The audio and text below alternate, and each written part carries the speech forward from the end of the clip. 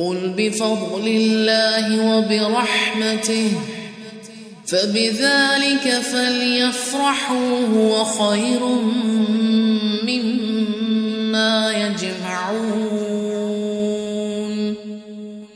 جب ہم محرمات کی لسٹ دیکھتے ہیں تو اس میں منگیتر کا نام نہیں دکھا مجھے، لیکن آج ہمارے کلچر میں منگیتر بھی ایک محرم کی قسم بن گیا کہ منگنی کر دی اور بس پھر اس کے بعد اس کے اور اس لڑکی کے بیچ میں ہر رابطہ جائز ہے، ضرورت نہیں ہے۔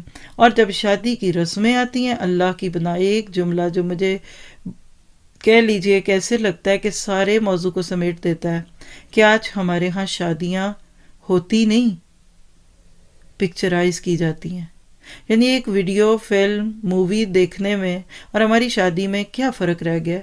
گانے پہ گانا تو سیٹ کرنا ہوتا ہے، پھولوں کو سارے شہر سے اکٹھا کرنا ہے تاکہ وہ گانا سیٹ کرے، تو آج پکچرائزیشن ہو گئی۔